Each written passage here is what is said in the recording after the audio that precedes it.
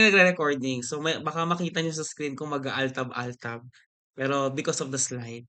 Okay? So, ayan.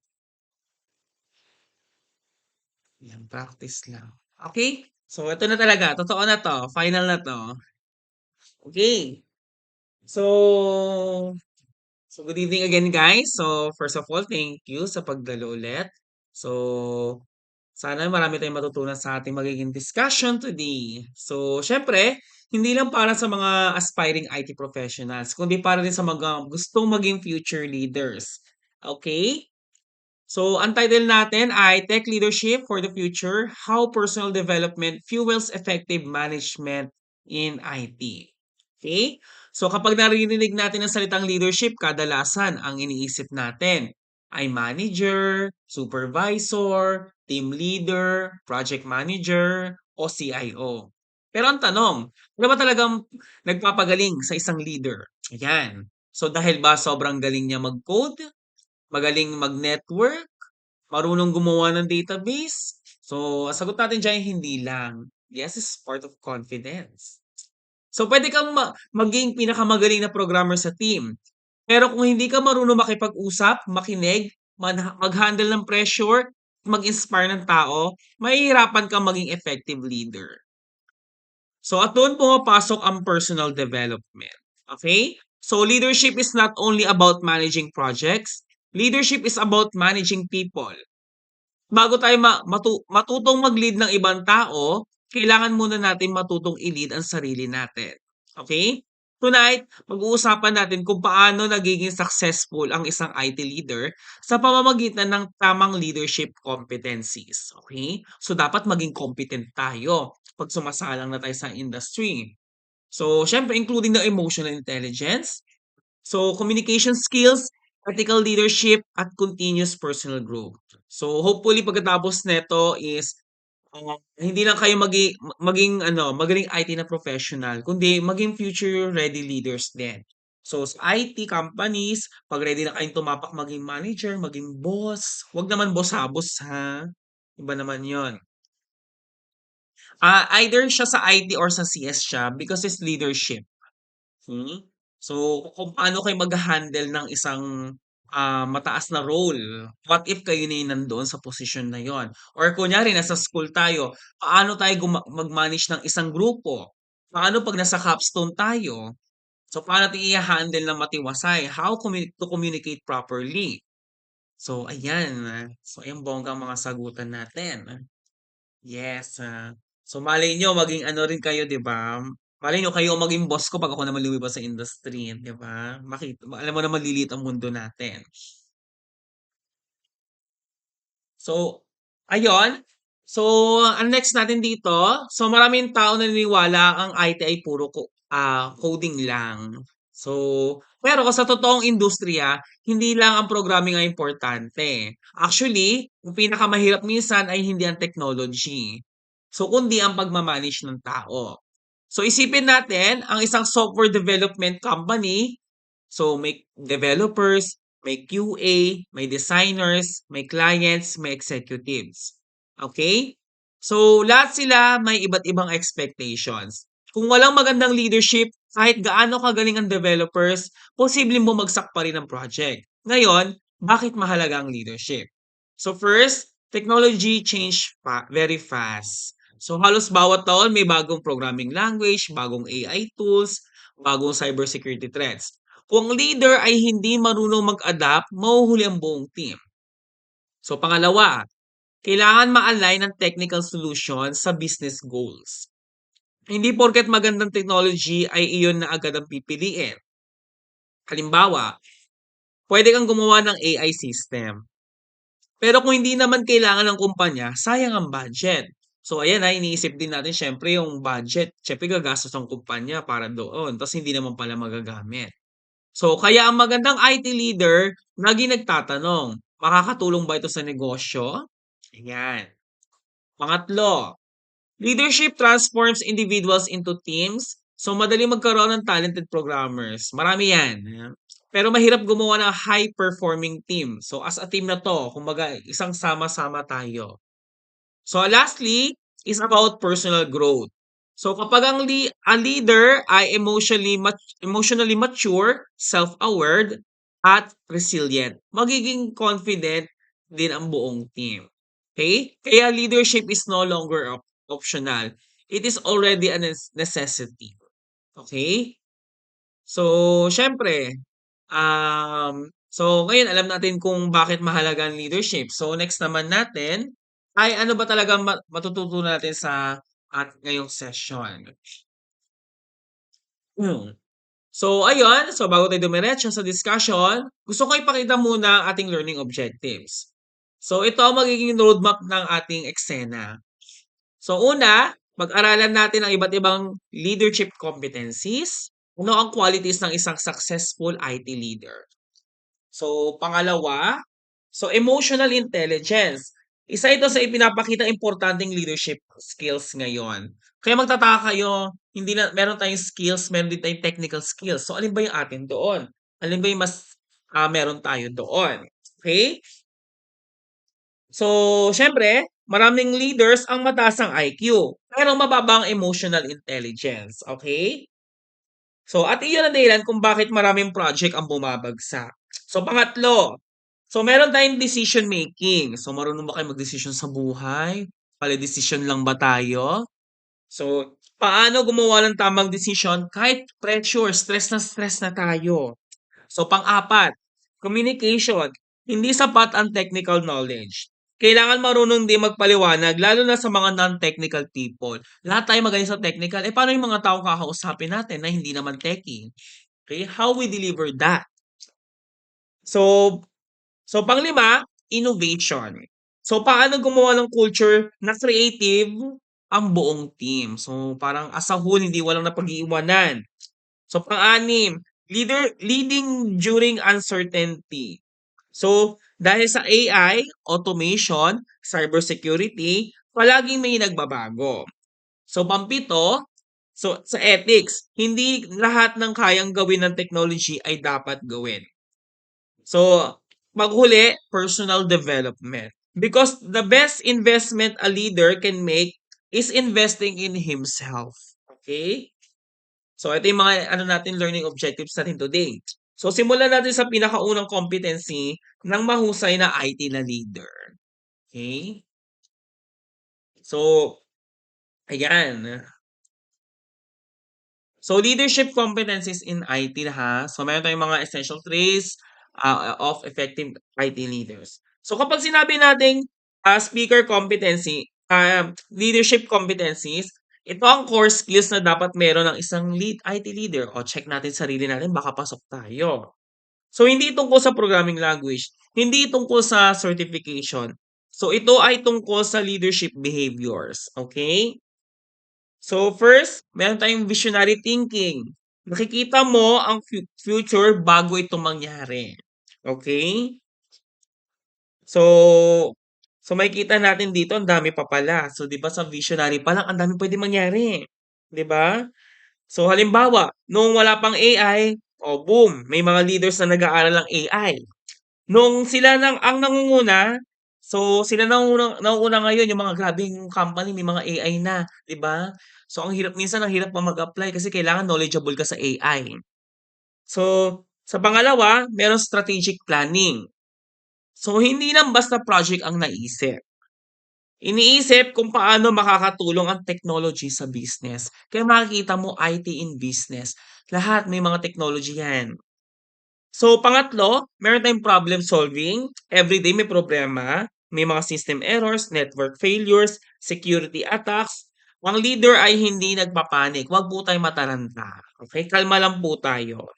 So, ayun, nagsosolve dapat siya. So, pang-apat, meron tayong team development. Hindi ikaw ang bida. So, ang goal mo ay palakasin ng team. Kapag lumakas ang team, lumalakas ang organization. Panglima, adaptability. Sa IT, ang constant ay change. Kung ayaw mo magbago, mahuhuli ka. So at panghuli, accountability. So kapag may problema, hindi leader ang unang nagtuturo ng may kasalanan. Leader ang unang nagsasabing, let's solve this together. So iyan ang tunay na leadership. Okay? So, siyempre accountable tayo 'pag may mga nagagawa tayong problema, 'di ba? So, dapat anuhin natin 'yun, 'wag natin turo-turo. Minsan kasi binabato yung problema. So, halimbawa, isang CIO ang naglilipat ng buong company sa cloud. So, hindi lang niya iniisip ang migration. Iniisip niya rin ang business continuity. So, paano kung mawala ng internet? Paano ang data security? Paano ang employees? So, leadership is seeing the whole picture. Kunyari, 'di ba sabi nga nito, naglilipat sila sa yung buong company sa cloud, kumbaga ginagawa pero yung business nila dapat tuloy-tuloy. Eh, paano kapag, maglilipat tayo ng cloud pero kailangan i-shutdown natin yung operation? Eh, siyempre dapat yung business natin tuloy-tuloy lang. So, tinitignan natin yung mga possible na mangyari. O, 'pag shinutdown natin yung business natin, ganito mangyayari, malulugi tayo. O, 'pag yung half natin naka-migrate, yung half natin nagko-continue, wala tayong magiging problema. Okay? So, tinitignan muna natin ano yung mga possible na mangyari. Huwag tayong magdedesisyon. Kaya nga 'di ba may mga what if, 'di ba? May mga what if tayo sa buhay. Okay? So, ayun po. Nakukuha po ba? So, okay ba tayo diyan? I think okay naman siguro tayo, 'no? Okay. So, let's continue. So, the role of personal development. So, ang pinakamagaling na leader, hindi tumitigil matuto. So, siyempre lahat naman tayo, maraming gustong malaman. Leadership starts with self-development. Okay? So, una, siyempre meron tayong self-awareness. Kilala mo ba talaga ang sarili mo? Baka hindi ikaw yan. Ano ang strengths mo? Ano ang weaknesses mo? Kapag hindi mo kilala ang sarili mo, paano mo malalaman kung paano ka mag-i-improve? Okay? Pangalawa, discipline. Hindi sapat ang talent. Mas importante ang consistency. Okay? So, pangatlo, resilience. Hindi lahat ng project magiging successful. Hindi lahat ng proposal ma-approve. Hindi lahat ng system gagana sa unang deployment. Pero ang leader, bumabangon. Kaya sinasabi natin resilient. Kunyari, bumagyo. Pero tayo ay resilient. Nakakabangon tayo agad. Okay? So, pang-apat, communication and empathy. So, hindi sapat ang pagiging matalino. Kailangan marunong kang umintindi ng tao. Kahit minsan nakakabwisit talaga. At ang panghuli, meron tayong lifelong learning. Sa IT, kapag tumigil kang matuto, mabilis kang mapag-iiwanan. Kaya mag-work ka na lang, ano to? Wala naman to dati. 'Di ba? So, kaya tandaan natin, so, before you lead others, learn to lead yourself. Okay? Doon nagsisimula ang tunay na leadership. Okay, so let's continue. So ngayon naman, pag-uusapan natin ang isang pinakamahalagang leadership skill. Okay? So na madalas na hindi nabibigyan pansin, ito ang emotional intelligence o mas kilalang bilang EI. Okay? So kapag narinig natin ang salitang intelligence, kadalasan ang unang pumapasok sa isip natin ay IQ o talino sa academics. Pero ang totoong workplace, lalo na sa IT industry, hindi sapat na matalino ka lang. Mas mahalaga kung paano mo na hinahandle ang sarili mong emosyon. Lalo na kung stress ka na lagi, tapos may stress ka pa sa trabaho, di ba? Kung paano mo maintindihan ang emosyon ng ibang tao. Di ba mapapaisip ka na lang, ano ba yung matiisipin ko pa sila? Kasi kasama rin natin sila. So ano nga ba 'tong emotional intelligence? So simple lang naman definition nito, ito ay kakayahang kilalanin, unawain at kontrolin ang sarili mong emosyon habang naiintindihan mo rin ang nararamdaman ng ibang tao. Okay? So halimbawa, isipin natin may developer sa team niyo na ilang araw nang delayed sa project. Bilang leader, pwede kang magalit agad at sabihin, "Bakit hindi pa 'to tapos? Ang bagal mo naman." Pero ang leader na may mataas na emotional intelligence ay magtatanong muna, "Kamusta ka? May problema ba? May kailangan ka bang tulong?" Ayan. Yung iba kasi ratatat agad, eh, 'di ba? Putak ng putak ng putakte, gano'n agad. So, minsan pala overloaded na yung kasamahan natin sa trabahong gumawa o kawawa naman bugbog naman, okey? So, kawawa naman baka mamaya may pinagdadaanan siya sa bahay. Oh, siyempre hindi naman natin kilala ng lubusan yung tao. So, kalma-kalmahan lang po natin. So, dito natin makikita ang kaibahan ng manager at leader. So, ang manager ay tumitingin lang sa output. Ang leader ay tumitingin din sa tao. So, ngayon, may limang pangunahing components ang emotional intelligence. Okay? First, self-awareness. Kilala mo ba ang sarili mo? Alam mo ba kung ano ang strength at weaknesses mo? Alam mo ba kung kailan ka madaling ma-frustrate? Ah, so, pangalawa, self-regulation. Hindi ibig sabihin na kapag galit ka, pwede mo na sigawan ng buong team. O, mabubulyawan niyo yung buong team, wag ganon. Ang magandang leader, marunong mag-control ng emotions kahit stressful ang sitwasyon. Ito totoo 'to. Yung iba nga sa sobrang stress ano na lang sila, tahimik na lang. At kung mapapansin niyo especially sa mga nagyoyosi ha, nag-ano sila, wala lang, hipat lang sila ng hipak. Tahimik lang sila. So, may mga way sila kung paano maano yung stress. Paano nila dini-deal yung stress nila. Pero siyempre, di naman lahat gano'n. So, pangatlo, meron tayong motivation.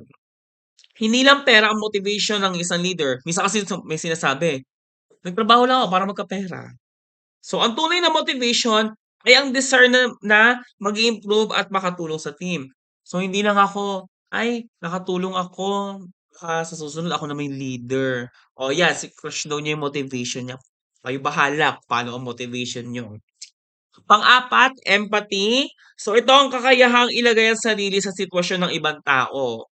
'Di ba? Kapag empathetic ang leader, mas naiintindihan niya ang pinagdadaanan ng kanyang team. So, panglima, social skills. So, ito naman ang kakayahang makipag-communicate, makipag-collaborate, at bumuo ng magandang relasyon sa ibang tao. Yung iba kasi tsumitsismis, sinisiraan, ay ayoko dun kasi nandun si ganyan. Okay? So, kapag mataas ang emotional intelligence ng isang leader, maraming benefits ang organization. Mas kaunti ang conflicts, mas mataas ang moral, at mas maganda ang teamwork. Nag-enjoy kayo. So, syempre, at mas tumatagal ang empleyado sa kumpanya dahil gusto nila magtrabaho sa isang leader na marunong umintindi. On, tanungin ko kayo guys, ano napapansin niyo ba't yung isang company, nakikita niyo paulit-ulit sila hiring? Ano yung mga possible? Sige nga. Ano yung napapansin niyo? Bakit sila paulit-ulit hiring? Ano yung mga possible? Na bakit sila hiring lagi?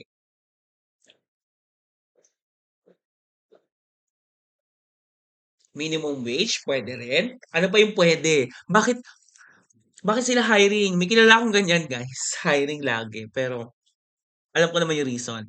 People come and go. Hindi binavalue ang empleyado. Yes. Toxic si head namin. Ayan.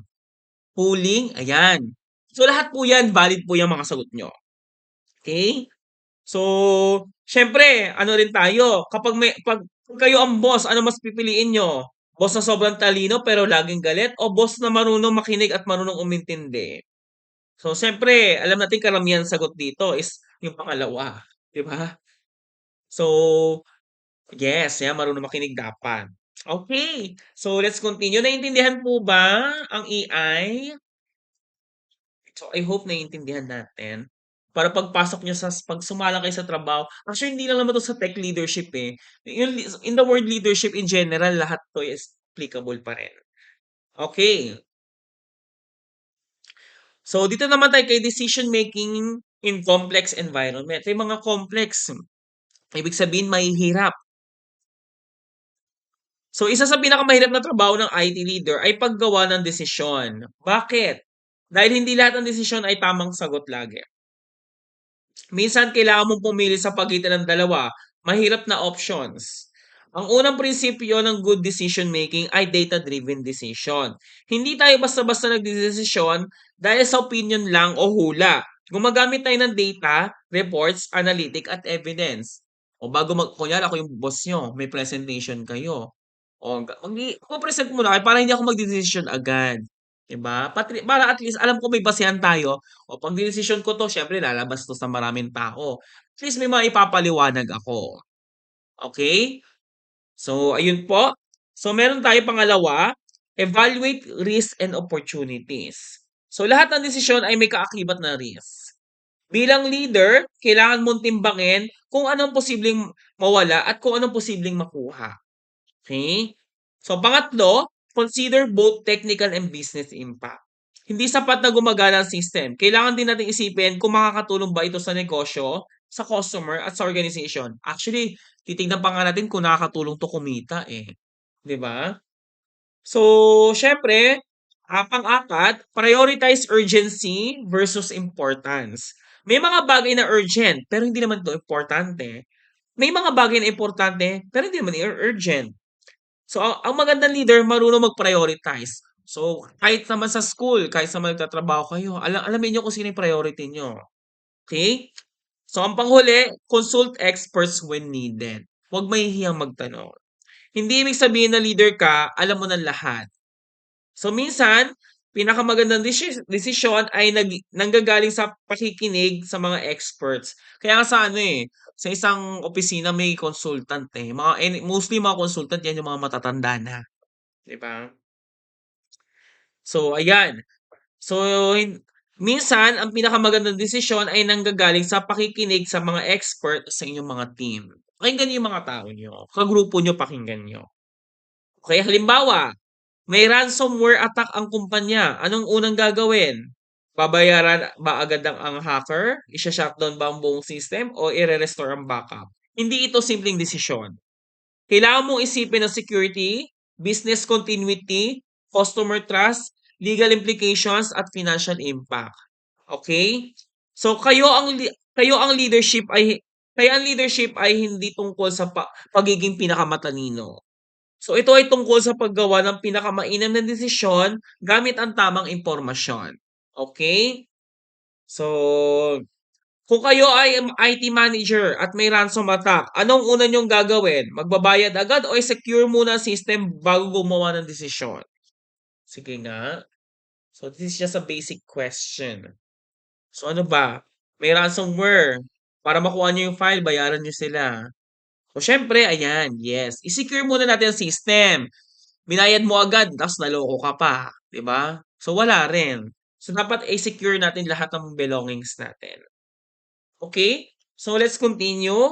So communication skills for leaders. So isa sa malaking misconception sa IT ay sapat na technical skills. Ganun lang ba? Ganun-ganun lang ba? Pero ang katotohanan, communication ang isa sa pinaka-importanteng skills ng isang leader. Bilang IT leader, hindi lang developers ang kausap mo. Makikipag-usap ka rin sa engineers, executives, clients, vendors, at mga non-technical employees. So at tandaan natin, hindi lahat ng kausap natin ay marunong sa technology. Minsan pa nga sasabihin na, ay, di ko naman alam yan. Sila na mismo magsasabi pero boss sila. Hindi naman kasi sila techie. So halimbawa, may president na nagtanong, bakit kailangan natin bumili ng firewall? Ano bang alam ko dyan? O, 'di ba? So kung sasagutin nyo siya gamit ng technical terms tulad ng encryption, algorithms, intrusion detection system, at packet filtering, malamang hindi niya 'to maintindihan. Mas maganda sabihin, kunyari example, "Sir, ang firewall ay parang security guard ng ating kumpanya. Siya ay humaharang sa mga cyber attacks bago sila makapasok sa ating system." O di naintindihan na niya. So ganito ang mahusay na communicator. So, marunong siyang mag-adjust depende sa audience. Katulad sa atin sa bahay, techie tayo, nanay at tatay natin hindi techie. Siyempre magtatanong, hindi mo naman puwedeng sabihin yung technical terms. So, explain natin sa kanila ng pinakamabilis, pinakamainam na paraan. So, okay? So, naintindihan po ba? Malinaw po ba? O yan baka kausapin yung mga nanay niyo, kalmahan niyo lang yung technical terms niyo, ha? So, lalo na yung programming. O, tanungin ka ng nanay mo, "Kamusta ka anak?" Sabi mo, "Marunong na ako mag-code programming." Eh, explain natin. Kung sa asawa mag-explain, medyo galit ng konti. Well, siyempre, minsan gano'n talaga. Ano na talaga natin 'yun, explain talaga natin ng malala 'yan. Okay. So, ngayon, why personal growth matters in leadership. So, napag-usapan natin kanina ang personal development. Pero gusto kong ulitin ang isang pinakamahalagang idea. Kapag lumalago ang leader bilang tao, lumalago rin siya bilang professional. Hindi porket maraming certificates ay mahusay na leader. Hindi rin porket maraming years of experience ay effective na leader. So, ang tunay na leadership ay nagsisimula sa sarili. Okay? So, kapag discipline ka sa oras mo, magiging organized din sa team mo. So kapag marunong kang humawak ng stress, magiging kalmado rin ang team mo sa panahon ng krisis. Kapag marunong kang tumanggap ng feedback, magiging open din ng organization sa continuous improvement. Baka mamaya sabihin, ang pangit maging leader kasi ganito ganyan. Nagalit ka agad. 'Di ba pwedeng, ay siguro gano'n lang talaga ako. Kalmahan lang natin. So, siyempre, personal growth develops emotional stability. Kapag may criticism, hindi ka agad defensive. Kapag may failure, hindi ka agad sumusuko. Kapag may pagbabago, hindi ka natatakot. Tandaan natin, people don't only follow your words. They follow your example. So, kung gusto mo maging punctual ang team mo, ikaw muna ang maagang dumating. Baka mamaya, si sir laging late, magpapalit na nga rin ako. 'Di ba?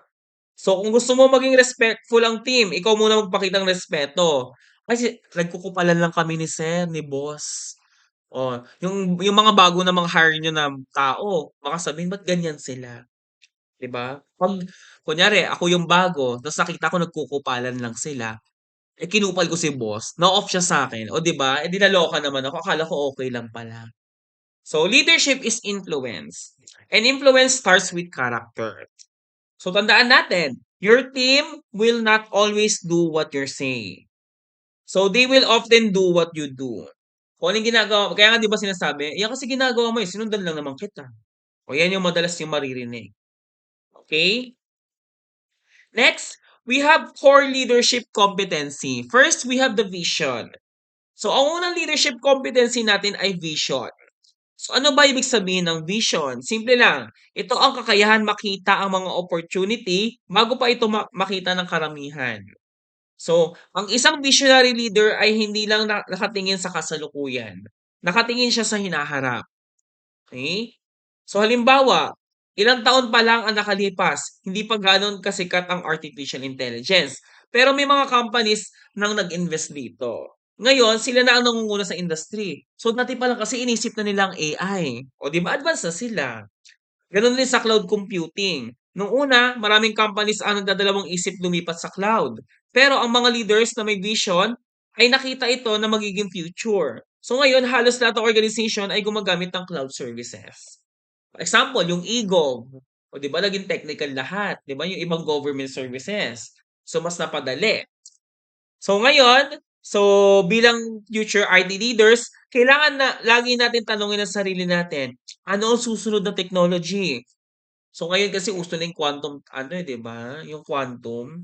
So next, ano ang magiging pangangailangan ng mga customers? Anong skills na dapat ko matutunan ngayon para maging relevant ako after 5 years, 'di ba?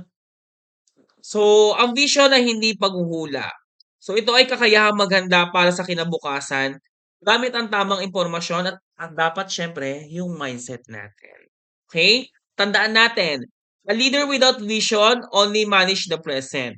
A leader with vision creates the future. So, pinaghahandaan nyo rin. Siyempre, yung company nyo tatagal yan ng 5 years, 10 years, 15 years. Siguro pag namatay na tayo lahat, may mga bago ng leader na nakaupo sa same na inupuan mo before. Okay? So, kung may mga chance na maging ano kayo leader, marami tayong pwedeng pag-upuan, AI, cybersecurity, cloud computing, quantum computing, Internet of Things. So, magandang pag-isipan 'to. Mag-isip na kayo ng vision na gusto niyo mangyari. Okay? So, okay ba tayo? Goods ba? So, ayan, goods naman. Okay. So, ngayon naman, pag-usapan natin sa isa rin sa part ng ating competency. So,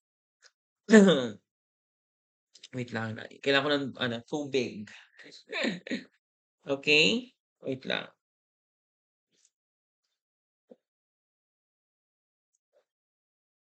Ayan. So, syempre, accountability. Ano ibig sabihin nito? So, simple lang. Ito ay kakayahan tanggapin ang responsibilidad sa anumang resulta, maganda man o hindi. So, sa maraming organizations, kapag may problema, ang unang tanong, sino ang may kasalanan? Oh, sa mga groupings niyo, sino may kasalanan, 'di ba? Pero ang tunay na leader hindi agad naghahanap ng taong sisisihin. Sa halip, ang unang tanong ay, anong nangyari at paano natin ito maayos? So, malaki ang pinagkaiba. Kapag ang leader ay puro sisi, natatakot ang team na magkamali. Pero kapag ang leader natuto kung paano matuto sa pagkakamali, mas nagiging innovate ang team dahil hindi sila natatakot sumubok. Okay? So, halimbawa, may software development na pumalya. So, bilang leader, pwede mong sabihin kasalanan ito ng developer. Pero mas magandang sabihin, ano ang natutunan natin dito? Paano natin mapapabuti ang process para hindi na ito maulit? O, imbes nagsisi ka, ah, ano na lang natin, kumbaga magiging lesson na lang natin. Okay? So, ganito ang accountability. So, tandaan natin, hindi ibig sabihin na inaako mo ang lahat ng mali. Ang ibig sabihin nito ay inaako mo ang responsibilidad na gabayan ng team papunta sa solution. So, ayusin natin yung solution. Bigyan natin ng solution yung problema. Okay? So, ang leader ay hindi naghahanap ng may kasalanan. Ang leader ay naghahanap ng paraan. Okay. So, ayan, next natin. So, meron tayong team development. Okay? So, syempre, managers manage work, leaders develop people. So, napakahalaga nito. So, maraming project ang natatapos dahil magagaling ang mga tao sa team. Pero ang magiging magaling ang team kung walang nagtuturo at gumagabay. Okay? Bilang IT leader, hindi sapat na ikaw lang ang magaling. Okay? Kailangan mong tulungan ang iba na maging magaling din. Okay? Kasama rito ang coaching. Kunyari, magkaka-group kayo, coach nyo isa't isa. Kapag may bagong programmer sa team, hindi mo siya pababayaan, tuturuan mo siya. Magbibigay ka ng guidance, magbibigay ka ng feedback. Kasama rito ang pag-identify ng strengths. Hindi pare-pareho skill ng bawat tao. So may magaling sa back-end, may magaling sa cybersecurity, may magaling sa front-end, may magaling sa project documentation. Kaya nga 'di ba pag groupings kayo, ako na lang dito sa presentation, ako na lang sa ganito ganyan. Oh, ako na lang mag-explain. Oh, 'di ba sa groupings natin. Ganun tayo. So, bilang leader, kailangan mong malaman kung saan sila sa pinakamagaling upang ma-assign sila sa tamang role. Meron naman kasing eksena, kunyari ako yung leader, magaling siya kumanta, pinagsayaw mo naman. 'Di ba dapat dun tayo sa ano natin. Kaya nga kikilalanin natin yung tao natin. Dahil kapag hindi ka marunong mag-delegate, mabilis kang mapapagod at mabu-burnout. Okay? At higit sa lahat, ang goal ng isang leader ay makita ang kanyang team na mas magaling pa kaysa sa kanya. Ako nga as a teacher lagi ko nakikita mas magaling pa ang student kaysa sa akin. So kapag nangyari yon, ibig sabihin successful kang naging leader. Okay? Ay, wait lang. Okay, so let's proceed with the emotional intelligence. So introduction pa lang 'to. So bakit kailangan natin ng emotional intelligence? Pero ngayon ay mas palalimin natin discussion. Kanina banggit na natin Napakaraming studies ang nagsasabing karamihan sa leadership failures ay hindi dahil mababa ang IQ. Sa katunayan, maraming brilliant programmers at engineers ang hindi naging successful manager. Bakit? Dahil kulang sila sa emotional intelligence. Hindi nila alam kung paano makitungo sa tao. Hindi sila marunong makinig. Madali silang magalit. So, hindi sila marunong tumanggap ng feedback. Hindi pong yung pagkakamali nila kunyari, nag-capstone tayo defense, may nag-comment lang ako, hindi mo tinatanggap yung pagkakamali kahit kitang-kita naman na. Okay? So, at kapag ganitong leader, unti-unting mawawala ang motivation ng buong team. Sa kabilang banda, ang leader na may mataas na emotional intelligence ay marunong mag-build ng trust. Okay? So, tiwala talaga. So, kapag may problema ang empleyado, lumapit siya. Kapag may conflict sa team, marunong siyang mamagitan. Kapag may success ang team, marunong siya magbigay ng recognition. O example, minsan nakakatampo. Sobrang galing natin, pero wala man lang tayo pa-award or recognition. 'Di ba? So, may mga gano'n. Yung tipong binibigyan tayo ng value. Bakit lumilipat minsan yung tao sa ibang kumpanya? Kasi hindi nila pinapahalagahan. Okay? So, kaya tatandaan natin, leadership is not only managing systems. Leadership is about managing relationship. So, ang relationship ay nabubuo sa pamamagitan ng emotional intelligence. Okay? So, nakukuha po ba? Okay ba tayo? Mas naiintindihan na ba natin yung leadership? Huwag mag-alala, marami pa 'to.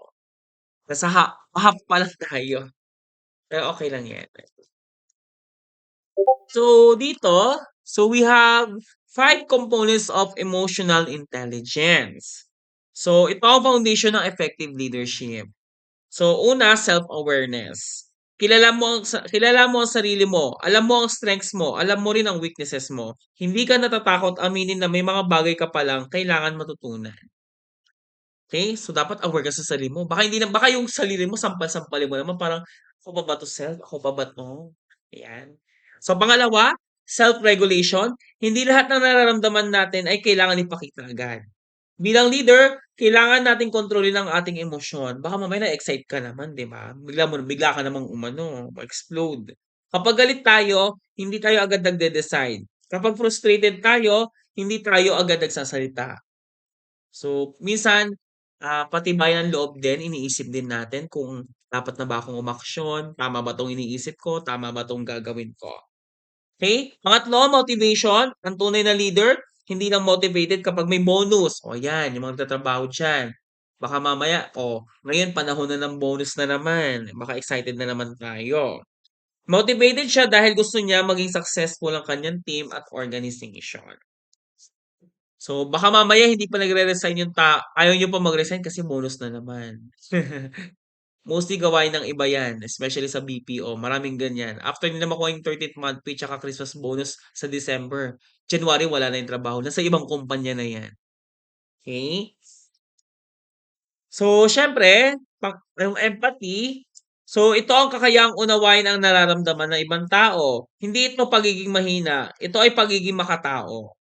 So kapag alam mong pagod ang empleyado mo, mas naiintindihan mo kung bakit bumababa ang performance niya. Ay bakit ang baba na ng performance niya? Tignan nga natin ano ba ang dahilan, 'di ba? So next, yung panglima, social skills. So ito ang kakayahang bumuo ng magandang relasyon sa ibang tao, communication, conflict resolution, networking and collaboration. So lahat ng ito ay bahagi ng social skills. Okay? So tandaan natin tong limang elemento. Hindi sapat ang mataas na IQ. Okay, so next natin, yan. So meron tayong self-awareness leadership. So ngayon, simulan natin isa-isahin ang limang components. So una rito yung self-awareness. Ano ba ibig sabihin nito? Sa madaling salita, ito ay kakayahang kilalanin ang sarili. O ulitin natin, kilala niyo ba sarili niyo? So alam mo kung anong strengths mo, anong weaknesses mo, anong mga bagay na nagbibigay sa iyo ng motivation. Ito ang mga sitwasyon na madaling mag-trigger ng emosyon. So, lalo na sa atin lahat. So, maraming tao magaling sa technical skills pero hindi nila kilala ang sarili nila. Halimbawa, may programmer na napakagaling gumawa ng system pero mabilis magalit kapag may nagtatanong. O, di ba hindi niya mapikon? Hindi niya napapansin na ang kanyang reaksyon ay nakakaapekto na pala sa buong team. So, kapag self-aware ang isang leader, naiisip niya muna, bakit ako nagagalit? Stress ba to? Pagod ba ako? O may misunderstanding lang? So dapat alam mo ang iyong emosyon. Mas nakakagawa ka ng tamang desisyon. Okay? So next natin, we have the I think the self tuloy. Wait, nasa na ba yun? Ba't nawala yung ano ko? Hindi makita. Okay, meron tayong empathy. So dito, maraming tao ang nalilito sa sympathy, simpatsya, at empathy. Okay? Kapag sinabi nating empathy, naaawa tayo sa isang tao. Pero ayun yung sympathy ha, sympathy. Pero kapag empathy, sinusubukan nating unawain ang kanilang nararamdaman.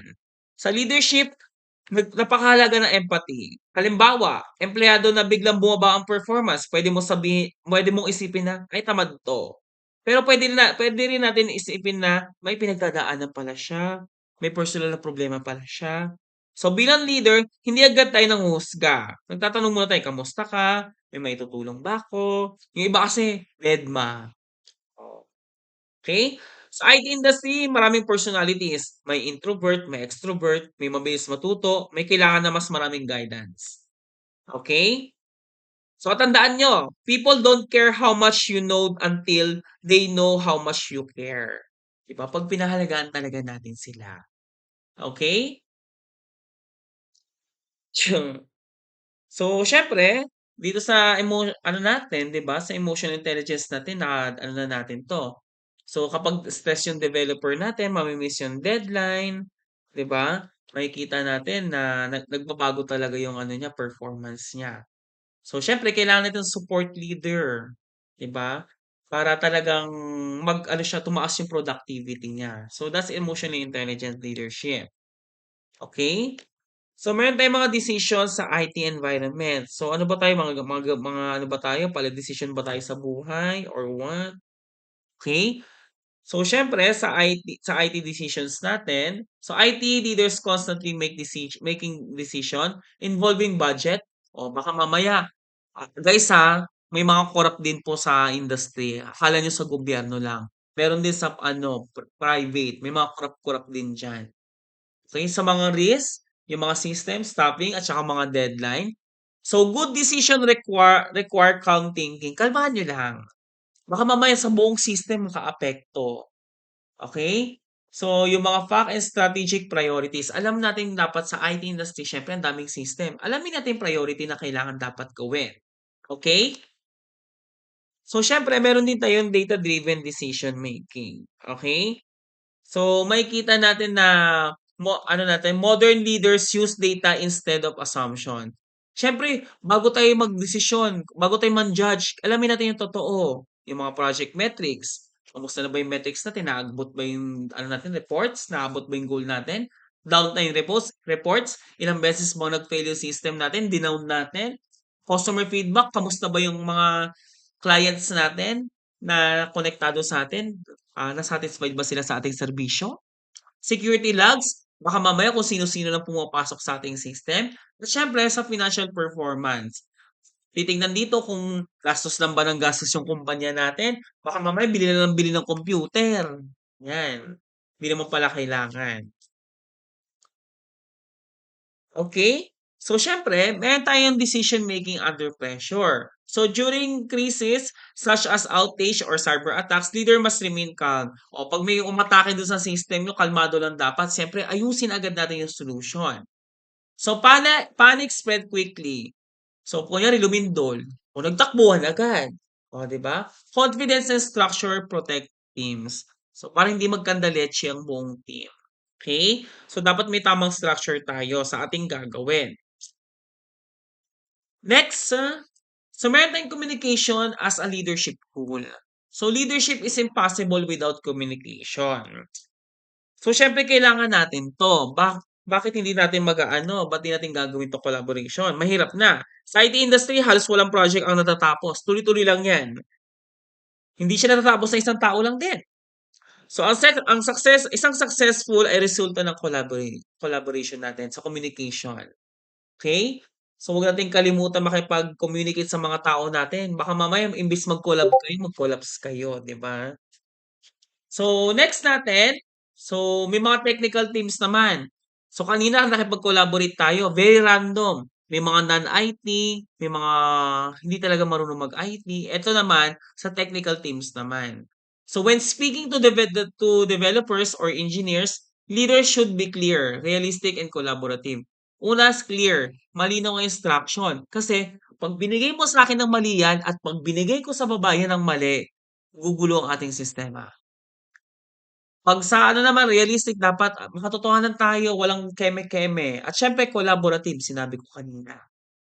So, use technical depth where needed and respect expertise. Okay, wag mo ng tanungin kung yan yung lumabas, eh, yan yung naging sabi ng ano natin tech. Pero minsan nagkakaroon din ng ano, pagkakamali ang ating mga technical teams. Okay, pero wag natin sila i-judge. So, communicating with non-technical, eto na. May mga non-techie. So, paano natin i-ano 'to, i-communicate? So, executives often care about outcomes. Mas gusto nilang malaman yung kalalabasan at saka yung mga gastos at saka mga yung risk. So, ita-translate mo yan sa lengguwahe na maiintindihan nila. Okay, example, instead of server migration, sabihin natin improve speed and reduce downtime. So, mas maintindihan. Malay ko ba kung ano yung server migration, 'di ba? So, dapat ano lang natin siya, masyado masyado siyang technical.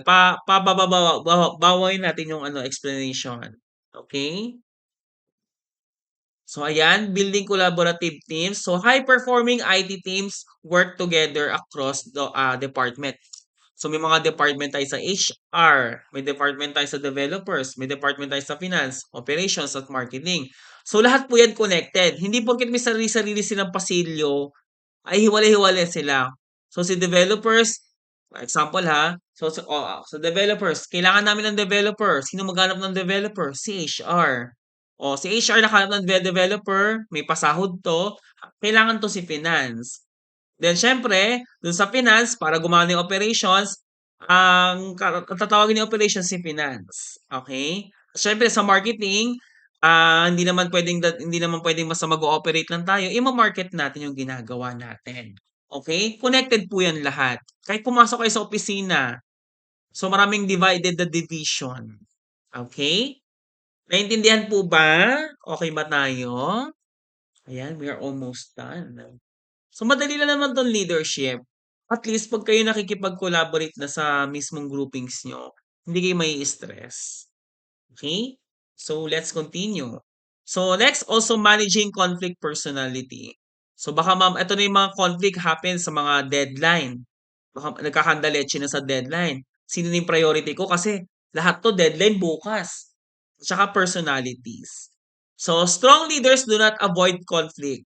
They manage it respectfully and fairly. Example, hala, 5 yung deadline ko bukas. So, isipin natin, sino ang priority natin sa kanila mauna?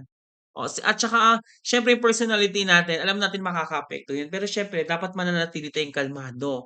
Baka mamaya sa sobrang galit natin, hindi na natin nagawa. Baka yung personality natin, ayoko na nga, bukas na lang, tinulugan mo na lang. Okay? And also creating a culture of innovation. Okay? So, lagi natin tatandaan yan.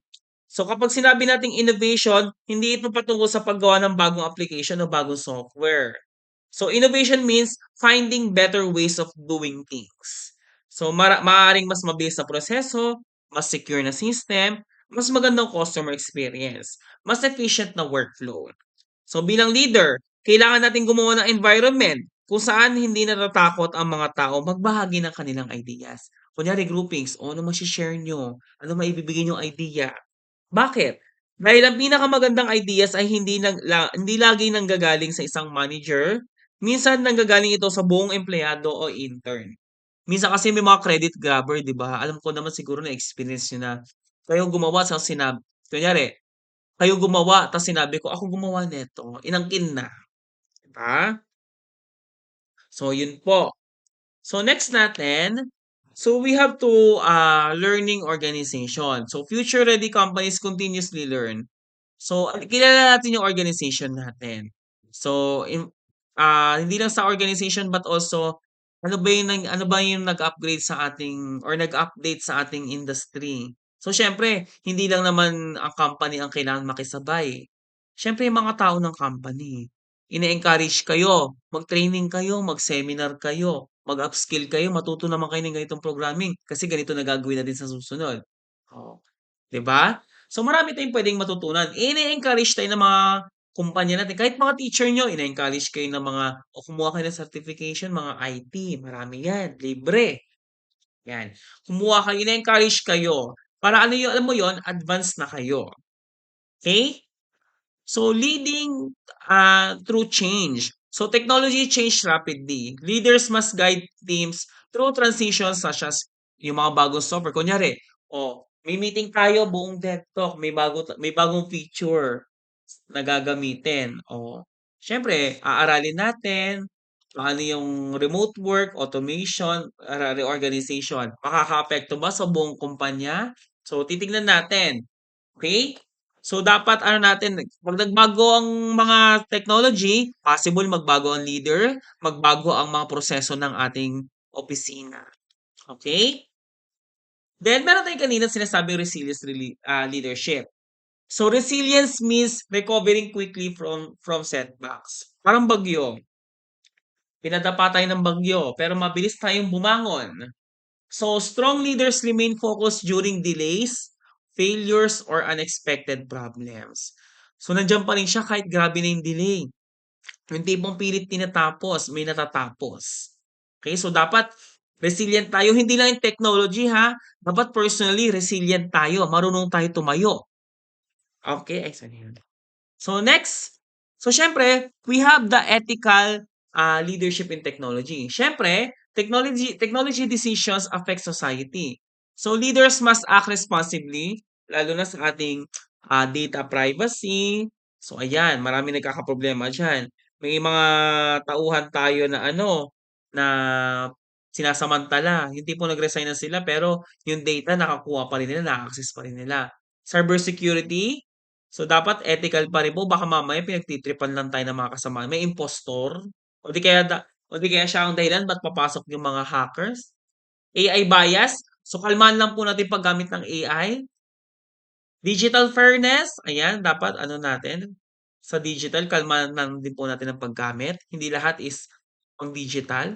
Transparency. So, bilang leader, dapat transparent tayo. Baka mamaya, nag-request ka ng budget, tapos kinukurap mo lang pala. Di ba? So, tinitipid mo yung mga application na binibili natin, computer na binibili natin kasi kinukurap. So, dapat transparent tayo sa reports. Siyempre, meron tayong personal growth leadership, personal leadership growth plan. So, every future leader should have growth goals. So, example, improve public speaking. O yan, guys ha, sa susunod, pwede na kayo magturo dito actually. At least marunong na kayo magsalita sa harap ng maraming tao. Ngayon, meron pa tayong finish certification this year. So, para, kunyari, dapat itong month tapos ko na yung certification para mag-qualified ako sa posisyon. Yan. Read only leadership book monthly. Kahit hindi lang book, may mga online na tayo. So, pwede, hindi lang libro eh. Pwede tayo manood ng mga journals at mga series ng about leadership. So, syempre, baka pwede to sa akin. Baka applicable to sa akin. Ha? So, ayun po, meron tayong habits of effective IT leader. So, daily habits shape leadership success. So, meron tayong continuous learning, aral lang ng aral. So, kung listen actively, dapat magaling tayong makinig. Managing time wisely. Baka mamaya inuubos lang natin yung oras natin sa walang kwentang bagay. Reflecting regularly. So, buong araw tapos na yung trabaho. Tama ba yung ginawa ko? Successful ba? May naging masama ba ako sa isang tao today? May nasira ba akong system? So, magre-reflect tayo. Kaya nga 'di ba pagtapos ng araw, reflect lang, ano ba nangyari today, 'di ba? And also stay disciplined. So, dapat manatili tayong disiplinado. Kahit paglabas natin ng trabaho, dapat hindi na puro trabaho iniisip natin at hindi natin puwedeng kinakalikot ang mga bagay sa trabaho nang labas na sa oras natin. Okay. So, our key takeaways dito, so leadership is not only managing system, it managing people, change, and growth. Okay? So, may kita natin dito na hindi mo kailangang maging manager para maging leader. Pwede kang maging estudyante, pwede kang maging programmer, pwede ka rin maging intern. Pero kung marunong ka magpakita ng magandang halimbawa, tumulong sa iba, matuto araw-araw, at gumawa ng tamang desisyon, isa ka ng leader. Okay? So, the best IT leaders invest in both technical excellence and personal development. So, habang lumalago ang technology, mas kailangan ng mundo ang mga leaders na may puso, integrity, may malasakit sa kapwa. Kaya simulan natin leadership hindi bukas kundi syempre today. So, ayun. So, thank you so much. Alam ko tapos na 'to. So, ayan. So, thank you so much for another session at syempre na-record ko siya finally. So, we'll 'to, sa-save natin 'to. So, yun lang po guys. Thank you so much if you had questions or clarifications. So, I will send this sige, sure if you have question. Ise-send ko 'to mamaya sa natin, sa GC natin presentation. So, I have the copy of my presentation. O go if you have question, I can answer. So, about sa topic natin ha. So, how would you have ako ba 'to? How would you handle with a difficult person sa team? Sabi nga natin sa emotional intelligence kasi, eh. 'di ba? Minsan kahit masakit sa ulo kaya natin unawain yung tao. Pero siyempre hindi puwedeng kukonsintihin lang natin na laging pagbibigyan, 'di ba? Kailangan din natin silang i-check, i-evaluate. Example, sa school, si teacher sa unang semester, mababa yung evaluation. So, pagbibigyan natin. Eh, sa pangalawa, mababa na naman. So, we need to evaluate pa rin. Hindi puwedeng, sige pagbigyan sa susunod, intindihin natin. Eh, paano 'pag inintindi mo na ng ilang beses, anong mangyayari, 'di ba? So, I hope nasagot ko yung number one. Number two, is it wrong that I ask so many questions? Sometimes I worry that people get tired or annoyed because I keep asking. It's not because I want to be bothered. I'm just genuinely curious and I like understanding how things work, especially the step-by-step process. Understandable naman kapag ah baguhan ka lang. Pero ayun nga, naiintindihan naman natin na yung iba na-a-annoy minsan kasi 'pag matagal ka na.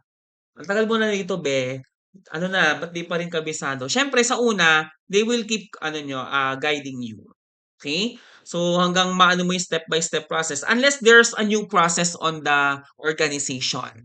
So they will help you at siyempre ma-understand ka naman nila, lalo na kung bago ka or sa loob ng 1 year matuto ka. So in number three, how do you think fast when you're in the, pressure without collapsing or losing yourself? Well, may kanya-kanya kasi tayo kung paano natin iki-cater or hahawakan yung stress, eh. Minsan kasi may mga taong manhid na, eh. Ako example, manhid na ako. Sample lang sa'kin, manhid na talaga ako.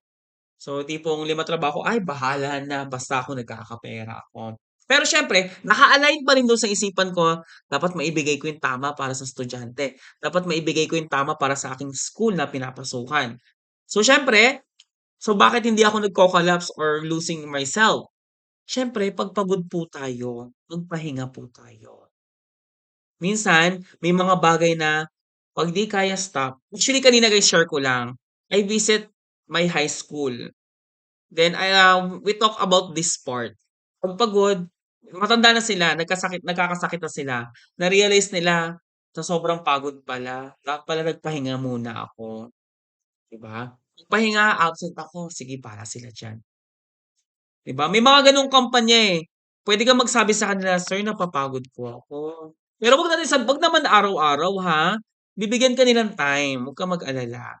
So, may mga mabubuting kumpanya, okey? Sana mapunta tayo sa lahat ng tamang kumpanya na, "Sige, pahinga ka lang." Gano'n, okey? 'Pag sa teacher naman, "Sige sir, pahinga ka lang." Pero sabi ko naman sa kanila minsan sinasabi ko sa mga estudyante ko, "Pahinga muna tayo kasi napapagod ako, pero I'll make sure sa susunod na session na matatapos natin 'to." Okay. So, normal lang po burnout, ma-stress sa trabaho lalo na kung kayo developer, stress na stress ka na sa bugs, 'di ba? So ano, magpahinga rin tayo minsan, minsan mag-reflect tayo, "Ano bang nangyayari sa'kin?" Tanungin lang natin, just ask yourself. Hindi naman yung parang baliw tayo na kakausapin literal. Ano lang naman, sa isip lang natin, tanungin natin sarili natin, okey? Lalo na sa IT industry sobrang lawak, ang daming puwedeng mangyari. So, I hope I answer questions. So, sana nakatulong. So, other guys, may question pa po? Ayan. Kahit sa school guys, sa school, sa pag-aaral ma-apply niyo 'tong ano, for your groupings. So, 'pag ikaw napiling leader, alam mo na gagawin mo. So, ayan. May mga ano kayo diyan, thoughts or comment, question? So, ayan. Don't worry guys, I will send this PowerPoint. So, meron pa po ba? Oh, yan si Ate Jess, oo. Oh, yan. O mamaya sa ano natin, sa tambayan pag-usapan natin 'to. Paano mo nalaman kapag wala po siyang imposibleng walang AI pero mababa, eh. Mababa, eh. Meron siya niyan, imposibleng wala. Tandaan natin, the devil wants an angel. Naging angel dati yun, ang demonyo. Kaya may pakiramdam pa rin yan pero mababa na. Kaya I believe on that actually. 'Di ba minsan minsan nagiging demonyo ako pero napapakumbaba ko pa rin, 'di ba? May gano'ng moments, mababa lang. Because naapektuhan din kasi sila sa mga previous experience nila. Kaya minsan bumababa yung emotional intelligence nila. Ayan. Oh, copy paste natin yon. Sige, answer natin later on para magkaroon tayo ng discussion. Perfect yan, Ate Jazz. Oh, tanungin mo siya. Okay, so if wala ng question, I will end this recording and I will send this to Ate Jazz. So later, chat kita Ate Jazz kung paano ko masisend to. Oh. So thank you so much everyone. I hope natuto kayo sa leadership. So hindi lang tayo sa pagpo-program or anything. At least marunong tayong makihalubilo sa mga tao. So don't worry, hindi na ako nakapag-post today ng leadership discussion, but I will post today because the timing itong topic. So that will be all guys. Thank you. Pwede na tayong bumalik sa tambayan. I will send this recording session and the PowerPoint.